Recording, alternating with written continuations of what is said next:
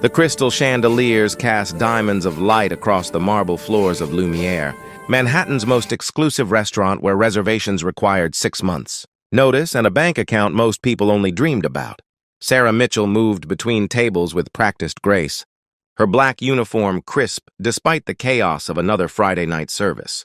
She'd been waitressing here for 3 years, long enough to recognize the difference between old money and new, between genuine class and purchased pretension. But nothing in those 3 years had prepared her for the sound that cut. Through the refined murmur of conversation, a child's broken sobs, raw and desperate, echoing off the vaulted ceiling. She turned toward the source, her tray of champagne flutes steady in her hands. In the corner booth, illuminated by soft amber light, sat a man in a suit that probably cost more than her monthly rent.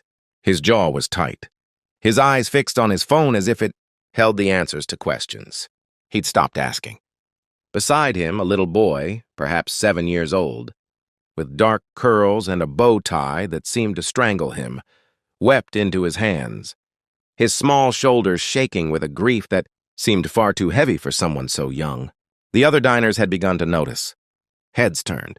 Whispers rippled through the room like wind through wheat. Sarah saw the man's jaw clench tighter, saw the flush creeping up his neck. This wasn't just embarrassment. This was something deeper, something broken.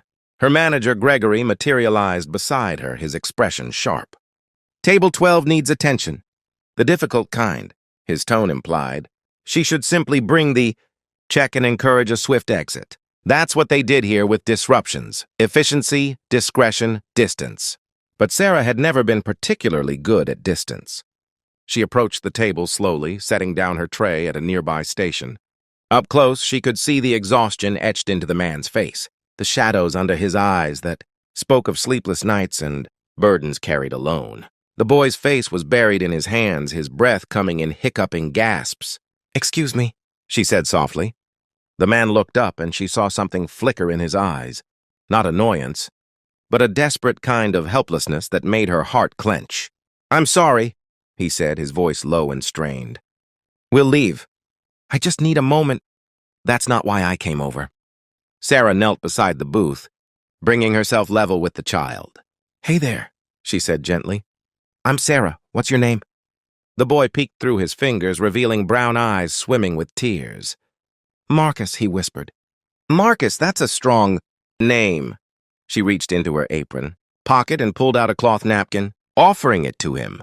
"You know what I do when I'm sad, Marcus? I think about the best day I ever had. Want to tell me about yours?" Marcus's father opened his mouth, perhaps to intervene, perhaps to apologize again, but Sarah caught his eye and gave a slight shake of her head.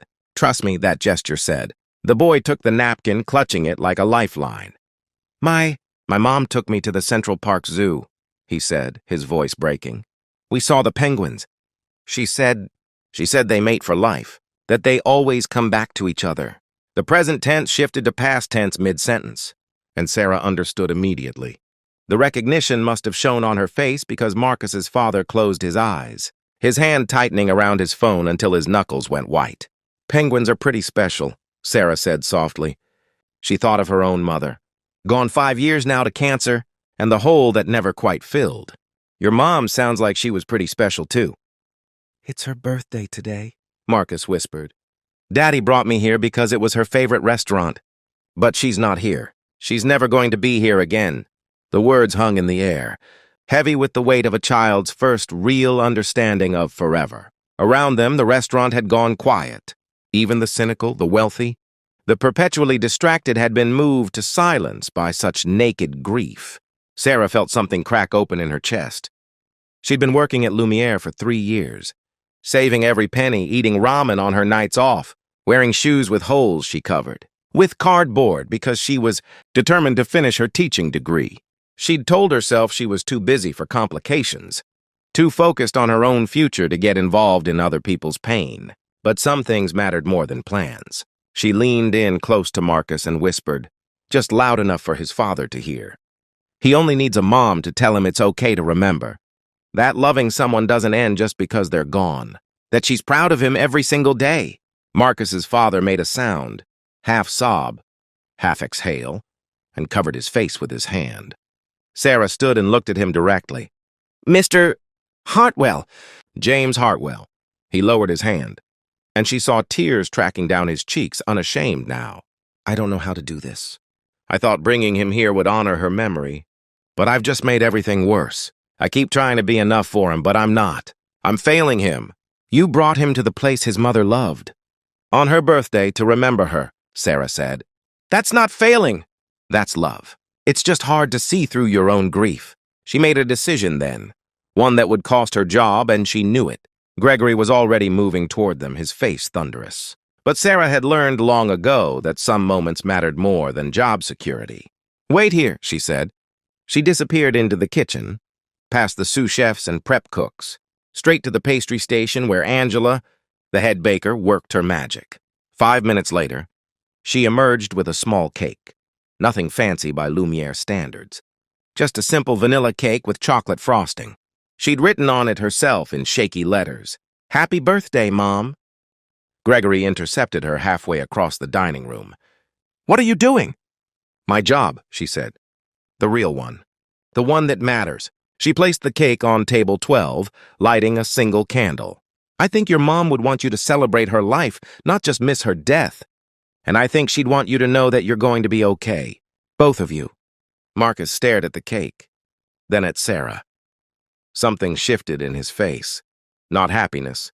Not yet, but something like hope breaking through clouds. He reached for his father's hand. Will you sing with me, Daddy? For Mom? James Hartwell, CEO of Hartwell Industries, worth reportedly $3 billion.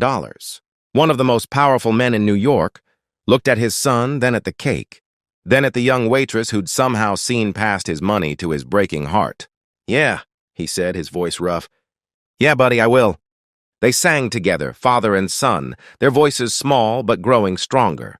And one by one, the other diners joined in, creating an impromptu chorus in a restaurant where people usually only spoke in hushed tones about business, deals and stock portfolios. For just a moment, wealth and status dissolved, leaving only shared humanity. When the song ended, Marcus blew out the candle. I wish that Mom could see us, he said. I think she can, Sarah said. I think she's really proud of you right now.